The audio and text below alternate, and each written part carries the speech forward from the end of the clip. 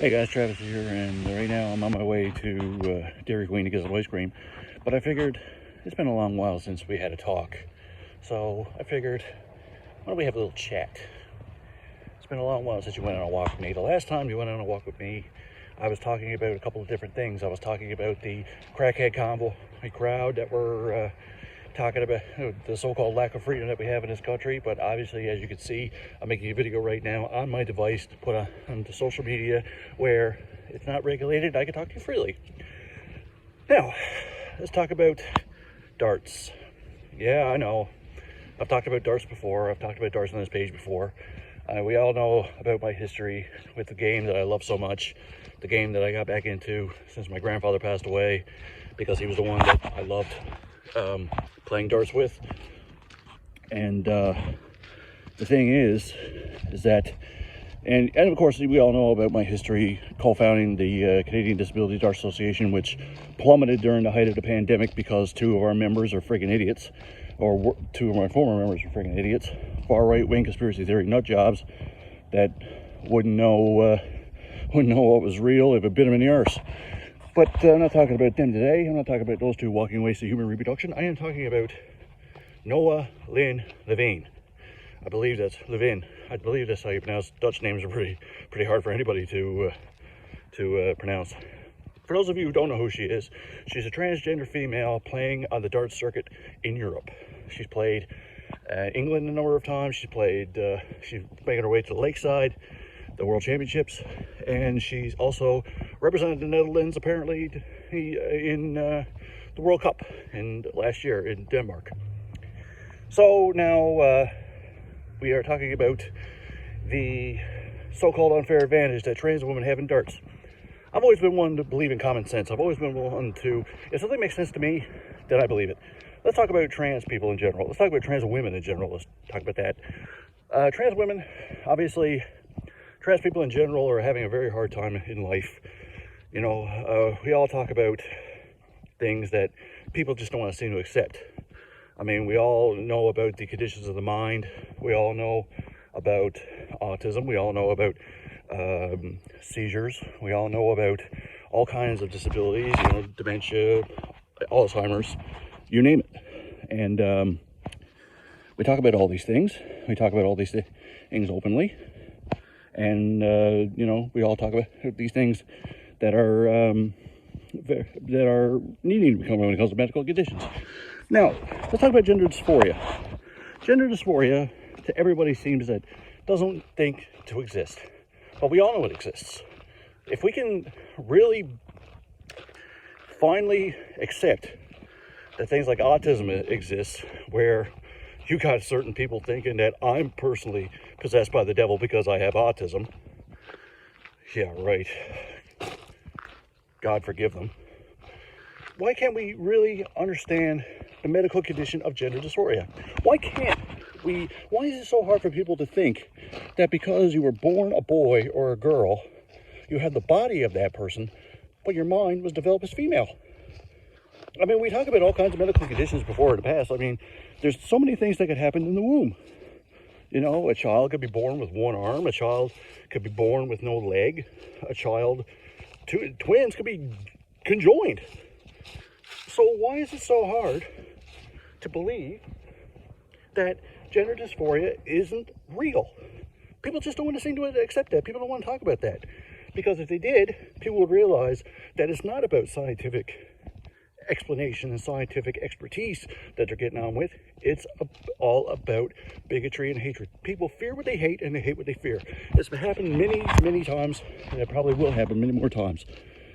Sad that it is. Anyway, Noa-Lynn recently has been coming under a lot of scrutiny lately, unfairly in my opinion, because there is now, I mean, the one thing about these dart throwing beer bellies in England, sadly, you know, there are so many people that are against Noa-Lynn, and there's so many people that want nothing but bad for her. They want, you know, she's been receiving death threats. She's been receiving all these kind of bullying, some from the players, the managers, the tournament directors.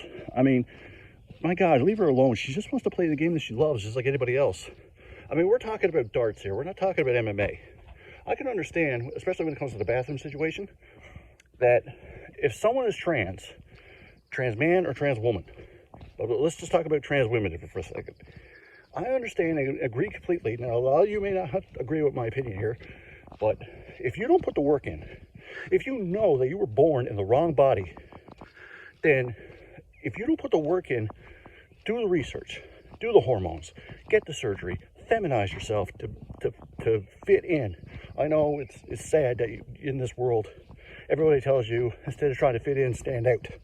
But this is one situation, for everybody's sake, that you shouldn't do that. For your safety and for the sake of the community that you represent.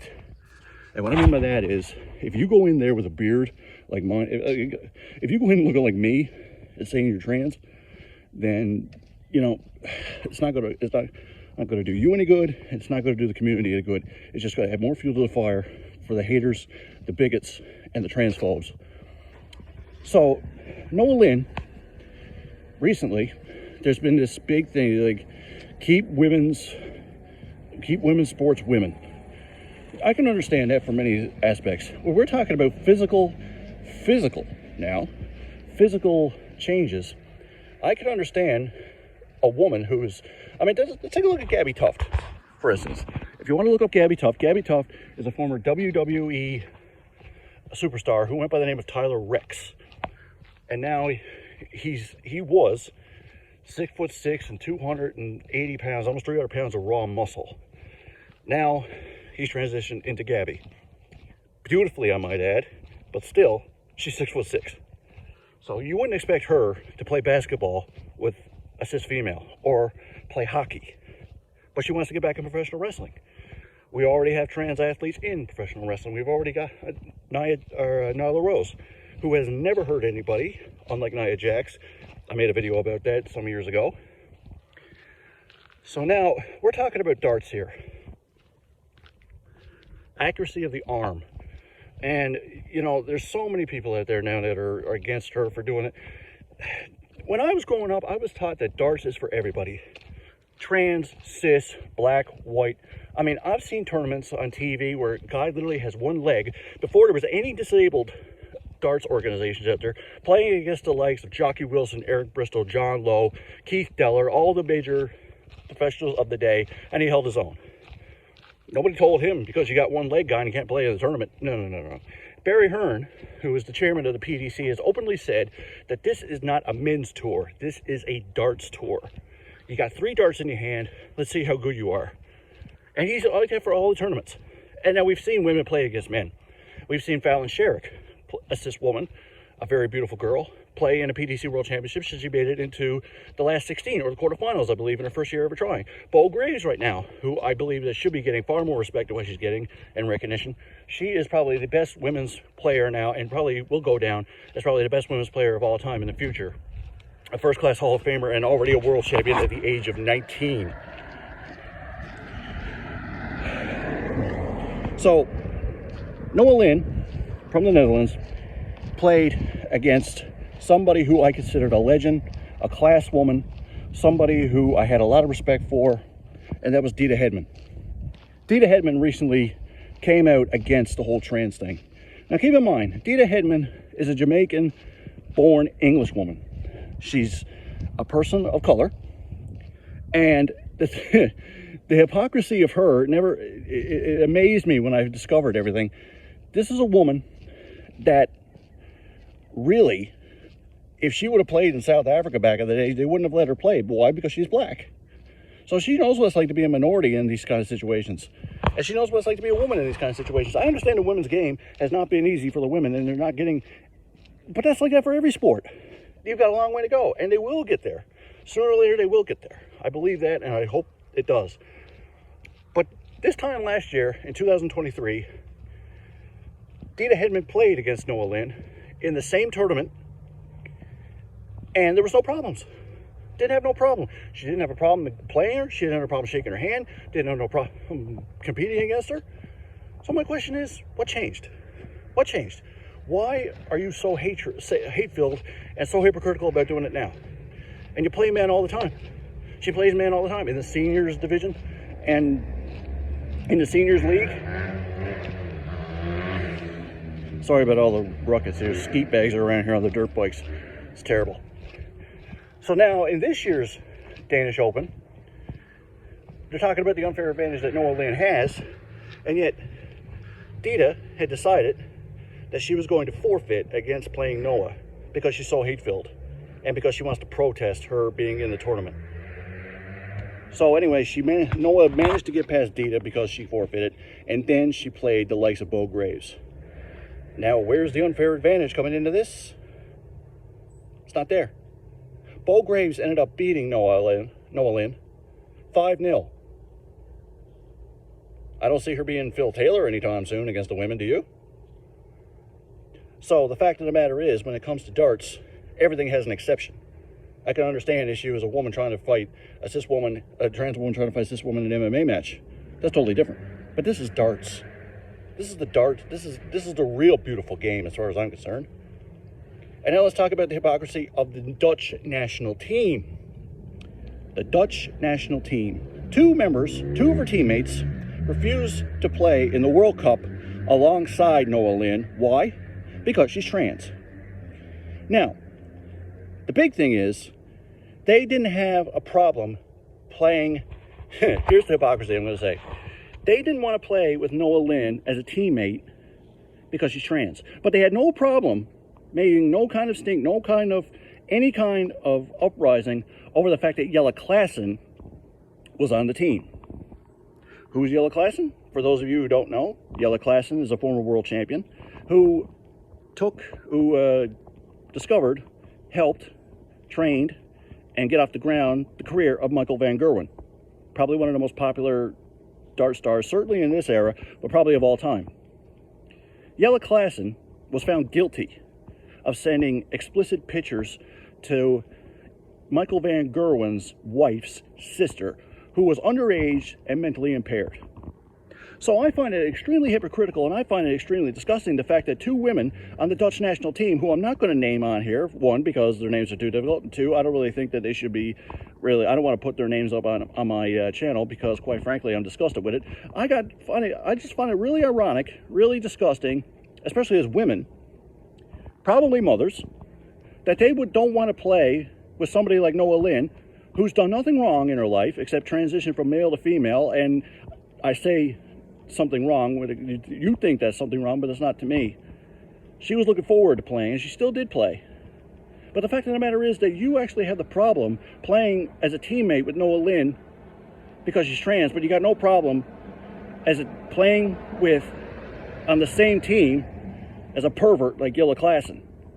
And I know what you're saying, he paid his fine, he did his time and everything else like that, but the fact of the matter is he still did what he did.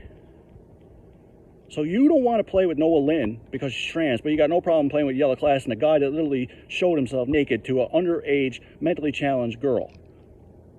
The hypocrisy in this never ceases to amaze me.